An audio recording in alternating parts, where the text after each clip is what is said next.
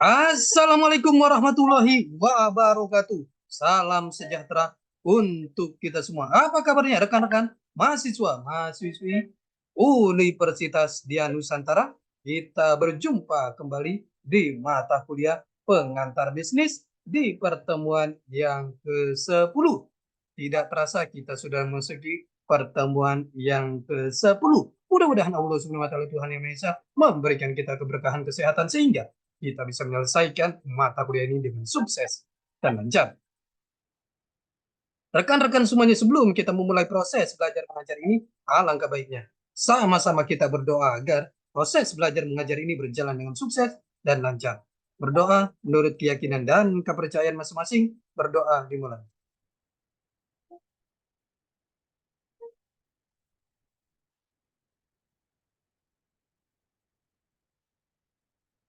Selesai.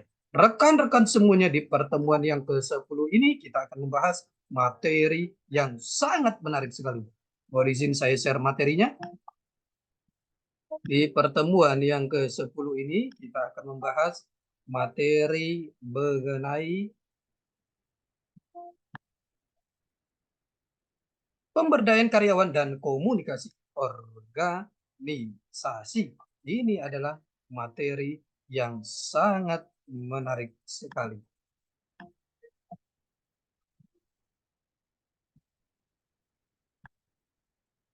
Pemberdayaan karyawan dan komunikasi organisasi.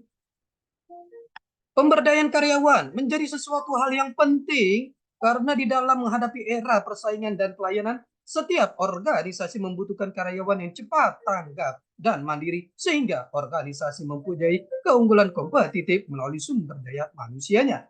Pemberdayaan oleh perusahaan, pemberdayaan oleh perusahaan dan juga oleh individu digunakan sebagai sarana untuk memperkuat kapabilitas dan komitmen dari karyawannya.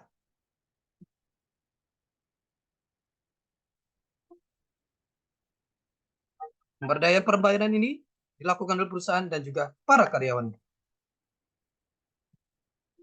Tujuan dari pemberdayaan yaitu memunculkan potensi dan modalitas yang ada dalam diri karyawan dan memaksimalkannya sehingga karyawan jadi mandiri dan meningkat kinerjanya yang pada akhirnya memberikan nilai manfaat bagi karyawan dan organisasi. Adanya pemberdayaan karyawan juga menolong karyawan untuk merasa bahwa kontribusi mereka mempunyai arti, bahwa mereka berkompeten dan mempunyai pilihan terhadap apa yang dikerjakannya. Pengertian pemberdayaan SDM. Berikut ini disajikan beberapa pengertian mengenai pemberdayaan. 1. Nguyen et al. 1994 menyatakan bahwa pemberdayaan terhadap pekerjaan untuk mengambil keputusan menyangkut semua pengembangan produk dan pengambilan keputusan.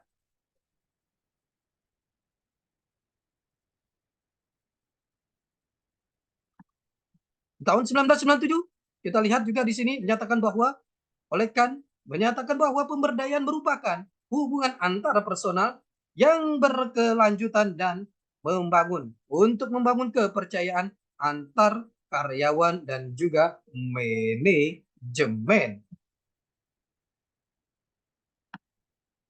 Menurut Biar dan Rule 1997 menyatakan bahwa pemberdayaan merupakan bentuk desentralisasi yang melibatkan pada bawahan dalam membuat keputusan. Yang keempat, Carlson dalam Mil Wadani 1999 menyatakan bahwa pemberdayaan bukan hanya sekedar memberdaya seseorang, tapi juga merupakan proses untuk membebaskan seseorang dari struktur lingkungan yang kaku. Hakikat dan filosofi. Kita lihat hakikat dan filosofi. Hakikat penting dari pemberdayaan SDM adalah bahwa satu, di dunia ini tidak ada yang sempurna. Dua, oleh karena itu perubahan terjadi menjadi lebih baik dan bukan terbaik. Tiga, semakin menunggu perubahan yang alami kemungkinannya semakin jauh dari apa yang diharapkan. Empat, manusia harus bersikap proaktif dan antisipatif. Lima, sudah menjadi hukum alam. Mempertahankan status quo, ada yang diuntungkan dan ada yang dirugikan. 6. Keadaan yang sebaik apapun karena berjalannya waktu akan menjadi usang sehingga sukar dibenarkan, manakah yang usang dipertahankan.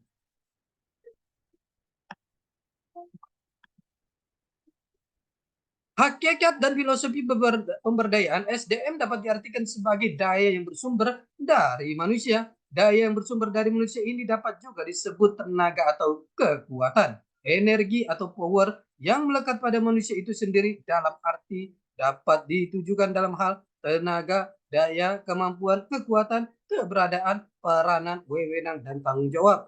Memiliki kemampuan, kompetensi, yaitu pengetahuan, knowledge, keterampilan, skill, dan sikap, attitude.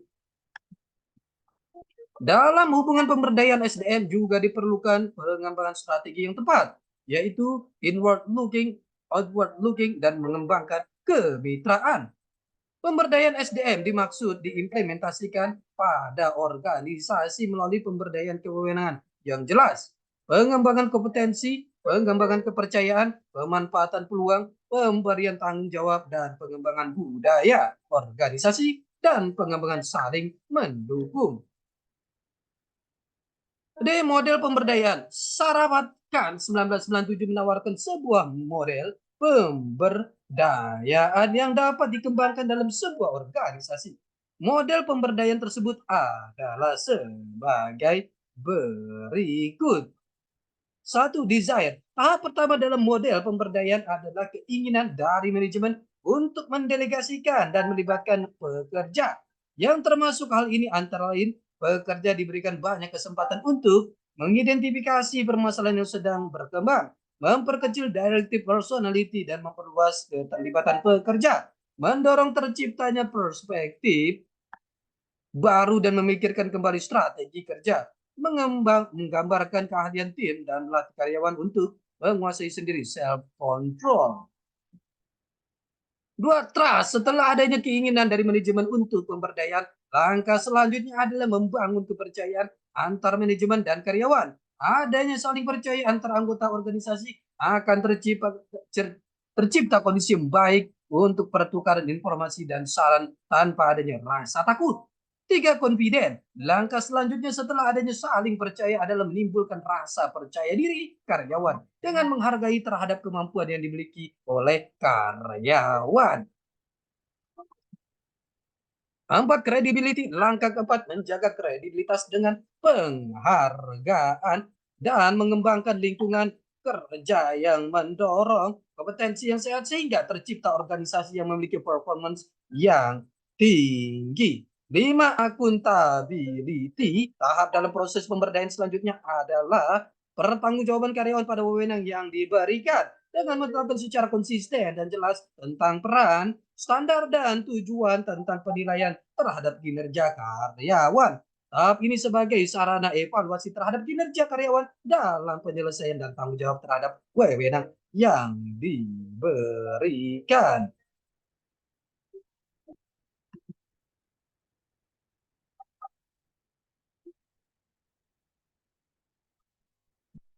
Masalah dalam pemberdayaan menurut Ken 1997 ada permasalahan yang dihadapi dalam proses pemberdayaan antara lain. Satu, lembaga tidak memiliki keahlian yang cukup dalam proses pemberdayaan. Dua, kurangnya dorongan dan komitmen lembaga.